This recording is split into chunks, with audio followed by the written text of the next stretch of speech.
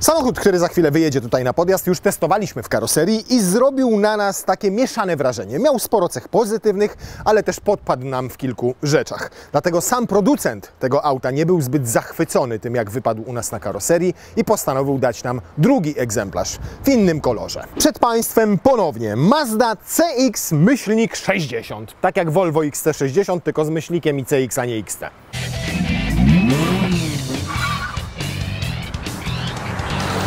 Już 24 i 25 czerwca zapraszamy na Mubi Dapit Tuning Festival i Classic Auto Market do targów Kielce. Czerwcowe wydarzenie to prawdziwe święto tuningu i klasycznej motoryzacji. Co Cię czeka na miejscu? Pokazy driftu, auta tuningowane, gwiazdy świata motoryzacji, super samochody, klasyki, strefa autodetailingu, a także największa w Polsce giełda pojazdów zabytkowych, a w niej licytacje aut również bez ceny minimalnej. Wszystkie przydatne linki znajdziesz w opisie tego odcinka. Fakt, że to auto nazywa się CX-60, czyli bardzo bliźniaczo do XC60 Volvo, nie jest wcale przypadkiem ani pomyłką. Tak naprawdę Mazda bardzo lubi porównywać się do Volvo, zarówno jeżeli chodzi o to, w którym segmencie jest pozycjonowana, czyli premium, jak i o gabaryty, bo to auto do XC60 jest bardzo podobne, zarówno jeżeli chodzi o długość, jak i rozstaw osi, i szerokość, i wysokość, a nawet cenę, bo kosztuje wyjściowo 211 tysięcy złotych. Nasza wersja to 222 tysiące złotych, 221 900 dokładnie, plus 13 tysięcy złotych za pakiet Sound and Convenience, plus 3900 za lakier, czyli razem zamykamy się w kwocie około 235 tysięcy złotych. Mniej więcej tyle zapłacić trzeba będzie za Volvo XC60 z dieslem, bo dokładnie diesla tutaj mamy, moi drodzy, i to jest cecha, która najbardziej ten egzemplarz odróżnia od PHEVa, czyli od hybrydy plug-in, którą już tutaj testowaliśmy. A ten diesel tutaj jest nie byle jaki, ponieważ w czasach oszczędności, downsizingu, wprowadzania elektryków, Mazda pokusiła się o rzędową, 6-cylindrową jednostkę o pojemności, uwaga, 3,3 litra. W naszym wydaniu to ten słabszy motor, 200 koni i 450 Nm oraz napęd, uwaga, wyłącznie na tył. Mocniejsza wersja ma 254 konie, 550 Nm i w standardzie napęd na 4 koła. Mamy tu zatem wybitnego bohatera. Rzadko się bowiem zdarza, aby dziś w dzisiejszych czasach auto z tego segmentu miało 6-cylindrowego diesla pod maską, w dodatku z napędem RWD, czyli z napędem wyłącznie na tył. 6-cylindrówki wysokoprężne wykasowały ze swojej oferty już na przykład Mercedes w modelu GLC czy Audi w modelu Q5. I jak na współczesne standardy przystało, jest tu już technologia MHEV, czyli miękkiej hybrydy, natomiast silniczek elektryczny może nie ma zbyt dużej mocy, bo to 16,9 konia mechanicznego, ale ma aż 152 Nm, a to naprawdę całkiem solidnie jak na taki mały motorek. Bateryjka natomiast maleńka, umieszczona gdzieś tam z tyłu w bagażniku, ma tylko 0,33 kWh pojemności. I skoro już mówimy o tym bagażniku, to pamiętacie, w PHEVie mieliśmy 570 litrów, więc wypadałoby, żeby ten bagażnik był większy, czyli miał tych litrów trochę więcej, no bo tamta bateria kilkanaście kWh zajmowała sporo przestrzeni. Ale nie! Tutaj bagażnik jest dokładnie identyczny, czyli ma 570 litrów. Większy natomiast jest zbiornik paliwa w naszym dieselku, bo ma 58 litrów versus 50 tego, co mieliśmy w PHEVie. Pod spodem mamy system Bose, wzmacniacz, ponieważ on jest właśnie w tym pakiecie Sound and Convenience, który oprócz tego Bose ma jeszcze kilka innych rzeczy, m.in. ładowarkę indukcyjną, przyciemniane szyby, no i dużo styropianu. Gniazdo zapalniczki jest. Fajne jest to, i to już pokazywaliśmy w poprzedniej CX-60, że z pozycji tej możecie sobie składać oparcia. O, tam pas je zablokował. I ono wtedy się od razu kładzie i to bardzo lubimy, ponieważ jak się od razu położy, to od razu możecie do bagażnika wkładać dłuższe przedmioty, nie musicie się tam przenosić i z tamtej pozycji składać, wracać tutaj i wkładać. Nawet to środkowe ma osobne cięgło, jak przychodzicie z nartami i chcecie je przewieźć, to tylko pociągacie, wkładacie i sprawa jest załatwiona. Dobra, to jeszcze raz przypomnijmy, jak doskonale użyteczny jest ten bagażnik w momencie, kiedy pakujecie do niego walizki. To pamiętamy już z CX tamtego. Cyk, cyk. No tu nam troszkę wadzi. Czyli tak nie wejdzie. Ale o, proszę, ta wchodzi tak. Ta wchodzi tak. I jeszcze tu mamy przestrzeń na trzecią taką walizkę albo dwie mniejsze kabinówki. Gdybyśmy zdemontowali roletę, to bez problemu te walizy wejdą nam tam. W ten sposób. I tutaj naprawdę niewiele brakuje, żeby w ten sposób weszły. Tak jak wejdą, to i tak wszystko się nam pięknie zamknie i nie będzie problemów. Przynajmniej być nie powinno.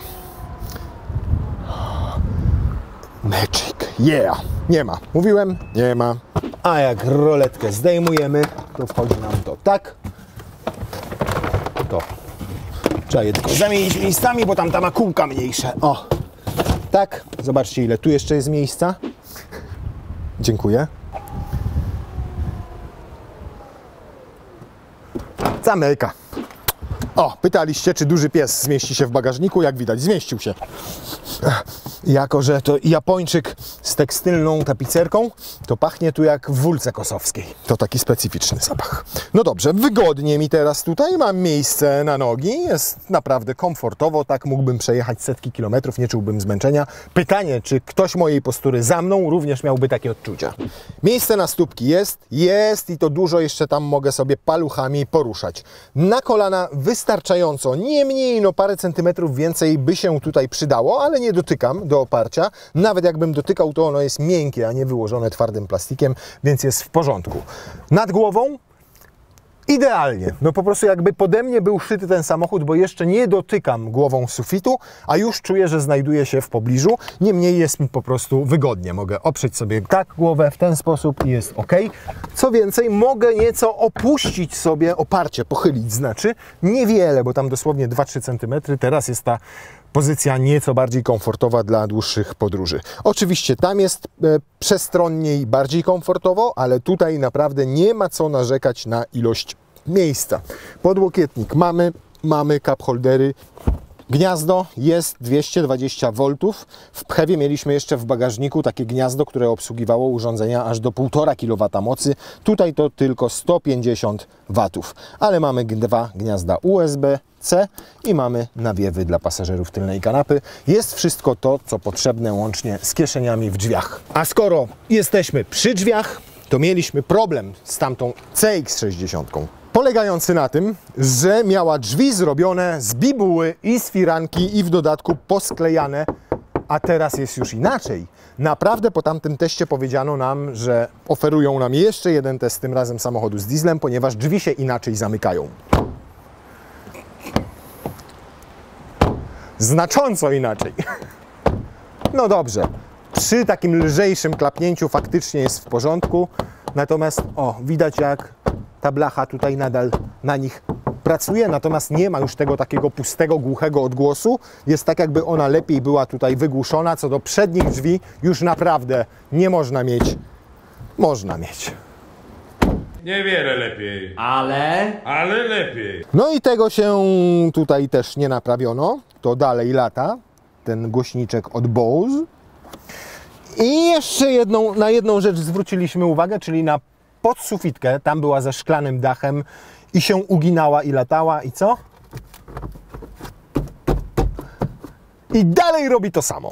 Natomiast to są pojedyncze mankamenty, gdzie ktoś, nie wiem, czegoś nie dopilnował, ktoś czegoś zapomniał, ktoś gdzieś nie przywiązał wystarczającej uwagi do tego, żeby to zrobić porządnie. No i niestety są one takim pryszczem na całkiem ładnej, zgrabnej, fajnej buźce, która jest estetycznie zrobiona, która jest miękka, która ma bardzo ładne wstaweczki. To jest chyba normalnie szczotkowana stal, a nie polakierowany plastik. Tu, gdzie powinno być miękko, jest miękko, bo tu trzymacie rękę i tu jest miękko, i tu jest miękko, i to jest ala skórką obite. Twardziej robi się tutaj na dole, ale ten plastik nadal jest porządnej jakości. Więc nie wiem, o co chodzi z tymi elementami i kogoś tam w tej Maździe w centrali trzeba byłoby z roboty parę osób w Polsce też by się Zastrzeżeń nie można mieć też do jakości materiałów użytych tutaj na konsoli centralnej i na desce rozdzielczej, bo wszystko jest mięciutkie tam, gdzie być powinno, czyli w zasięgu Waszych dłoni i wzroku. Tam niżej dopiero jest nieco bardziej twardo. Nawet schowek wyłożono przyjemnym, fajnym materiałem. Ten w podłokietniku jest bardzo płytki i bardzo malutki. Ja lubię jednak tutaj sporo gratów trzymać, więc mógłby być dla mnie głębszy, ale ma 2 gniazda USB-C oraz ma czytnik kart SD. Ale jest też wyłożony na dole wykładzinką, więc nic tutaj nie powinno się przemieszczać. Podoba mi się ta centralna, masywna, szeroka, porządnie zamontowana konsola środkowa z bardzo ładną tą inkrustacją, która jest gładka, nie ma żadnej faktury, ale wygląda fajnie, porządnie, estetycznie. Podoba mi się rozplanowanie tego wszystkiego, to, że klimatyzacja nadal jest manualna, a nie umieszczona w ekranie. Podoba mi się mała, fajna kierowniczka, jak dosłownie z Mazdy MX-5, która ma czytelne, bardzo wszystkie i dobrze opisane przyciski. Co mi się nie podoba? Nie podoba mi się, słuchajcie, to, że ekran ten, wyobraźcie sobie, możecie go dotykiem sterować na postoju, ale jak ruszycie, to możecie sterować tylko pokrętłem. Nie ma już wtedy możliwości sterowania go dotykowo. No chyba powinno być, kurde, odwrotnie na zdrowy rozum, bo jak tutaj czegoś dotykam albo coś przesuwam, to jednocześnie kątem oka widzę drogę. Natomiast jak jadę i kręcę pokrętłem i naciskam te tutaj przyciski, to i tak siłą rzeczy patrzę się na ekran, ale jednocześnie zerkam tutaj na pokrętło, więc gorsza jest widoczność wtedy do przodu. No, kogoś tam wsiadacie, ruszacie i pierwsze wrażenie jest takie: wow, jak ten diesel fajnie brzmi. Naprawdę, spodziewałem się klekota, ale jednak charakterystyka pracy takiej 6-cylindrowej jednostki o sporej pojemności jest bardzo przyjemna. On momentami brzmi wręcz jak rzędowa 6, ale benzynowa, a nie diesla. Ma taki zadziorny, fajny, sportowy ten werk i to mi się bardzo podoba. Natomiast sama jednostka nie jest nowa. To jednostka 2.2 Mazdy, tylko dorzucono do niej 6 cylindrów i zwiększono pojemność. Stąd mieliśmy 2.2, a teraz mamy 3.3, bo o 50% została powiększona. Zaraz do silnika wrócimy, a teraz sprawdzamy zawieszenie. W przypadku Pchewa zaskoczyło nas to, że był dosyć sztywno zestrojony. Tutaj mamy 160 kg mniej masy, ale zawieszenie pozostało dokładnie takie samo. Czujecie, że jest zdecydowanie przygotowane pod jazdę bardziej sportową, że ono jest sztywne. Tutaj na tych nierównościach, na tych płytach, on po prostu podskakuje i czujecie i na kręgosłupie, i na tyłku, że ten zawias jest sztywny. I jak nie przymierzając w 911, naprawdę. Po prostu zaskakująca sztywność jak na taki samochód, ale też spora sztywność nadwozia, co czuć w takich sytuacjach dobrze. W samym silniku Mazda chwali się, że zastosowała technologię, która nazywa się DCPCI, Distortion Controlled Partially Premixed Compression Ignition. Tak to się dokładnie nazywa, a polega to na tym, że wykorzystuje podobno nawet nadmiarowe powietrze do tego, żeby lepiej spalić całą mieszankę. Wtrysk jest bardzo rozproszony i to ma zagwarantować przede wszystkim to, że mamy niższe spalanie przy jednocześnie zachowanej bardzo przyzwoitej dynamice. Inna rzecz, którą chwali się Mazda, to to, że zastosowała tutaj celowo właśnie taki silnik elektryczny o skromnej mocy, ale wysokim momencie obrotowym, te 153 Nm to przecież sporo jak na mild hybryda, po to, żeby on uzupełniał braki turbosprężarki. Żeby w dolnym zakresie obrotów, czyli tam, gdzie zazwyczaj to turbo w samochodach nie domaga, bo jeszcze się nie napędzi spalinami, to żeby ta elektryka przejmowała jego funkcję i rolę.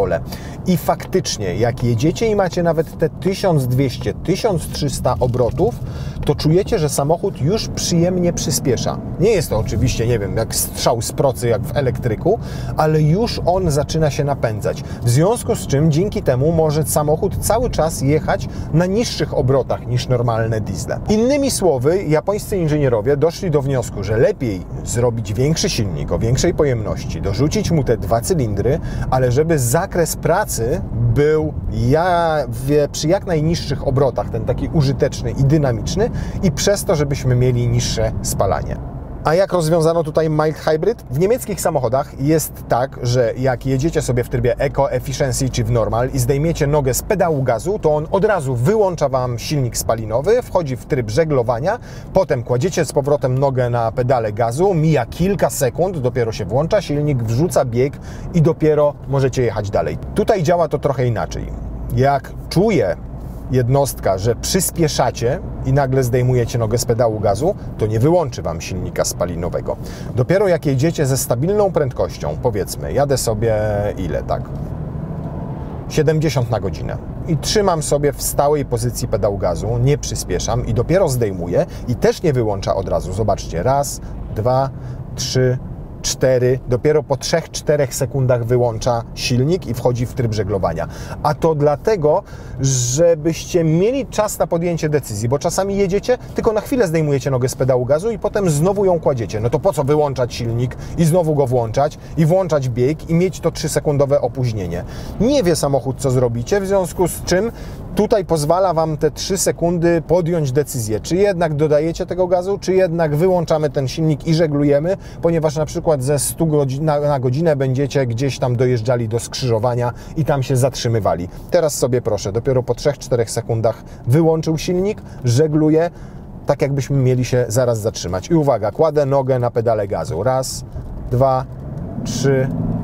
Jest tutaj też ta zwłoka odczuwalna.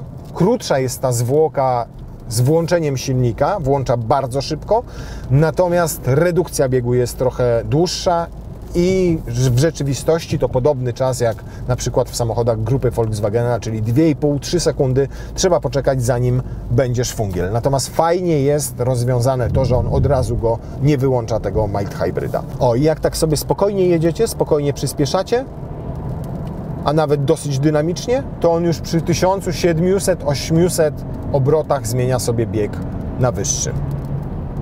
I ma przy tym naprawdę przyjemne to brzmienie. Fajnie brzmi, nie? Nie tak jak u Ciebie w BMC.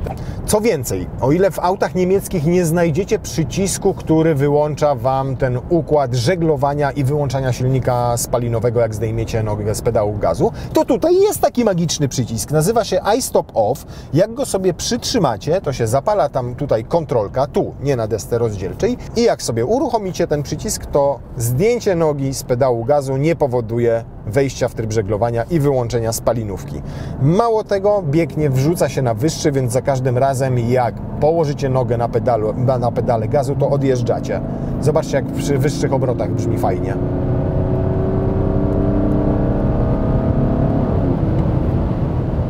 A ten przycisk zastosowano po to, żeby nie mieszać w głowie i z trybami jazdy, bo te są tylko dwa. Macie normal i macie sport. I to wszystko. Nie ma, że eco, że komfort, że sport plus, że jeszcze off-road, a do tego hybrid off i hybrid on i nie wiadomo, w którym ten układ żeglowania działa, a w którym nie działa. Nie, tutaj macie tylko normal, sport i jeden przycisk, który wyłącza Wam układ żeglowania. I tak powinno być. Proste, czytelne, jasne rozwiązanie. A skoro RWD i skoro popadało, i skoro jesteśmy na naszym parkingu, no to jak ja miałbym tego nie sprawdzić, no?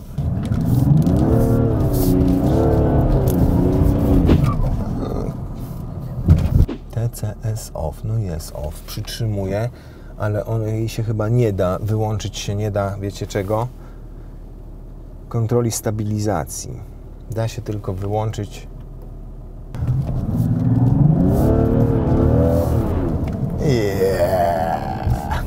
To może chociaż bączka wykręci, nie?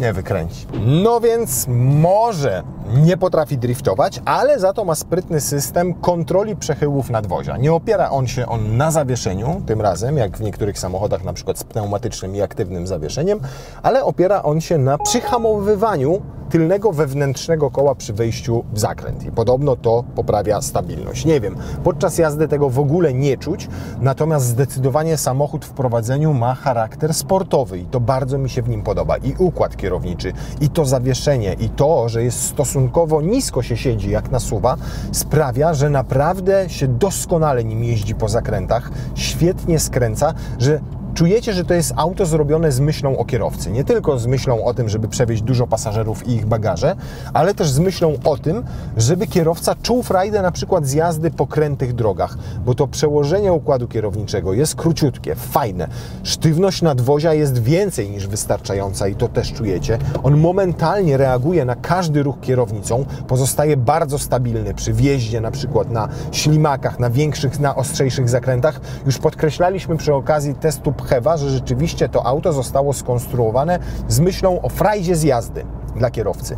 I tak jest w tym wypadku. Ten niezmącony tutaj napędem układ kierowniczy, który naprawdę bardzo przyjemnie i precyzyjnie reaguje, a jednocześnie daje taką pewność tego prowadzenia. Auto nie jest nieprzewidywalne, nie myszkuje. To nie jest tak, że zrobicie nagły ruch tą kierownicą i czujecie, że on w niespodziewany sposób i się zmienił kierunek jazdy i aż się zachwiał. Nie. Tutaj jest pełna po prostu pewność i gwarancja tego, że jesteście na asfalcie i te koła się od tego asfaltu nie oderwą, a auto się nie przechyli. Duży plus to wyciszenie. Mazdy nigdy z tego nie słynęły, zazwyczaj pracowały jak wiertarko-wkrętarki, szczególnie te wolnossące, te mniejsze, jak 3 i 6, a tutaj jest świetnie. Jest hałas od jezdni, ponieważ popadało i jest w dodatku betonowa, natomiast co do na przykład wyciszenia od silnika i wyciszenia od szumów powietrza, to jest lepiej niż dobrze. Jest bardzo dobrze. Na 5 z plusem albo 6 z minusem. To natomiast, co nas tu nie drażni, co tutaj działa bardzo dobrze, a tam działało bardzo średnio, to skrzynia biegów. Tam szczególnie w trybie elektrycznym mieliśmy z nią duży problem, bo i hałasowała, i szarpała, i w jakiś nerwowy sposób zmieniała te przełożenia. To tutaj nic takiego się nie dzieje. Płynniutko za każdym razem, bez względu na to, czy jedziecie delikatnie, czy jedziecie bardziej agresywnie. Ona sobie idealnie dobiera biegi, nie ma opóźnień, nie szarpie, wszystko jest tak, jak być powinno. Ciekaw natomiast jestem, jak poradzi sobie ten tylny napęd na letniej oponie z przyspieszeniem do 100 na mokrej nawierzchni. 8,4 sekundy według producenta, ale to wiadomo, na suchym, nie? Zobaczcie, trzyma się drogi z tylnym napędem tylko po tym, jak popada? Trzyma. No to wio.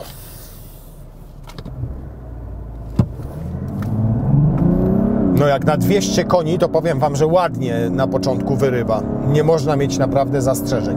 Przynajmniej ten pierwszy moment jest taki przyjemny, wręcz klepnięcie delikatne w plecy od tych 450 Nm. No i czas jest świetny. 8,4 podają w katalogu, a nam za pierwszym razem, ze mną i z silnym na pokładzie i jeszcze z pełnym zbiornikiem paliwa udało się zrobić 8,39. Jak na dużego SUV-a, z dużym przecież silnikiem, ale o stosunkowo skromnej mocy, bo to jest 200 koni mechanicznych tylko, to świetny rezultat. No i to odepchnięcie pierwsze jest naprawdę takie, że te kuce i te newtonometry tam są i one są żwawe. No subiektywne wrażenia są jeszcze lepsze niż obiektywne dane. No teraz ciutkę gorzej. Teraz to było 8,48, ale to i tak tylko 1/10 sekundy. Wersja 4-napędowa, mocniejsza, bo ma 253 konie, robi o sekundę szybciej tę 100. No i zaczyna mnie korcić i kręcić to auto. Teraz się zresetujemy i teraz sprawdzimy, jak to będzie przy autostradowych prędkościach. 140 sobie lecimy. I zobaczymy, jakie będą tego efekty na komputerze, jeżeli chodzi o spalanie. A w tym czasie jeszcze tak się pokuszę o podsumowanie. Pamiętam, że Pchew nas rozczarował. Nie chodzi o niedostatki w wykonaniu, które to auto też ma. Pchew nas rozczarował przede wszystkim pracą tego układu hybrydowego, a szczególnie jazdą na samej elektryce i skrzynią biegów. Tam mieliśmy dużo zastrzeżeń i dużo uwag, w związku z czym samo auto uznaliśmy za niekoniecznie warte nie tylko zachwytu, ale i wydania na nie 300 000 złotych. Tutaj macie samochód, który jest 40 000 złotych tańszy i 160 kg lżejszy. I ma takie spalanie na trasie, jak widzicie. Ja już nim chwilę pojeździłem i słuchajcie, to jest nieprawdopodobne, ile to auto pali. Przy 140 możecie liczyć na spalanie na poziomie 6 do 6,5 litra, nie więcej. Jak jedziecie 120 i stabilnie, to się z palcem w pompce zamykacie w 5,5 litrach. W dużym SUV-ie komfortowym, wygodnym, świetnie wyciszonym, jak słychać, bo jest 142 jedziemy, ja nawet nie muszę delikatnie podnosić głosu, bo idealnie mnie pewnie słychać i nawet ja sam siebie słyszę i jeszcze słyszę dodatkowo, jak silnemu w brzuchu burczy, bo to taka godzina, że już 8 obiad powinien jeść. Wada taka drobna? Trzęsące się lusterka, wpadające w wibracje i to kierowcy bardziej niż to pasażera. Ono cały czas, to szkło widzę, jak delikatnie drży, ale to naprawdę to jest kilka małych mankamentów, takich jak te lusterka, jak te drzwi, przy których jest lepiej. Niewiele lepiej. Nawet powiem Wam, żebym się już nie czepiał tych rzeczy, tego głośnika czy tych drzwi. Natomiast to są, tak jak powiedziałem, to są takie nieestetyczne pryszcze, których nie wypada mieć na bardzo ładnej twarzy, tylko trzeba się ich pozbyć, bo samo auto, całe, jako całość, samo w sobie jest po prostu świetne i nie boję się użyć tego słowa. Po prostu te mankamenty tym bardziej wkurzają, bo gdyby ono miało ileś tam wad, to te mankamenty by najzwyczajniej w świecie gdzieś zginęły wśród tych poważniejszych wad, ale ten samochód nie ma wad. On się świetnie prowadzi, według mnie ma fajne zawieszenie, ale zastrzegam, że tym, którzy stawiają na komfort, ono nie do końca będzie odpowiadało. Ma rzędową szóstkę, która bardzo ładnie brzmi. Czuć, że jest świetnie wyważony, ma dobrą sztywność nadwozia. Czuć, że ma tylnonapędową charakterystykę w prowadzeniu i naprawdę cieszy, jak się nim jedzie. Ma duży i praktyczny i funkcjonalny bagażnik, wystarczającą ilość miejsca dla Waszych dzieci, a nawet dla osób dorosłych na tylnej kanapie. Bardzo ładnie jest tutaj wykonany, fajną ma klimatyzację, ładne, czytelne zegary, szeroką tą konsolę. Tu jest obity skórką, więc jak nogę tutaj trzymam, nic nie boli. Komfortowy, wygodny fotel. Można go mieć również w wyższych wersjach skórzane, a nawet skórę nappa. No wszystko się tu do cholery zgadza w tym aucie. O ile w Pchewie się nie zgadzało nic, to tutaj zgadza się absolutnie wszystko. Gratuluję, Mazda. Zrobiłaś naprawdę zajebistego SUV-a i jednego z lepszych chyba obecnie w tym segmencie. Szkoda, że kilka tych elementów i że drzwiami nie można trzaskać, żeby się nie irytować. O, i zobaczcie, spalanie gdzieś tam było, parę góreczek, zwolniliśmy do 120-130, 5,6 litra. Więc pozwólcie, że przewrotnie Was w tym momencie zapytam. No i na Wam ten Pchew.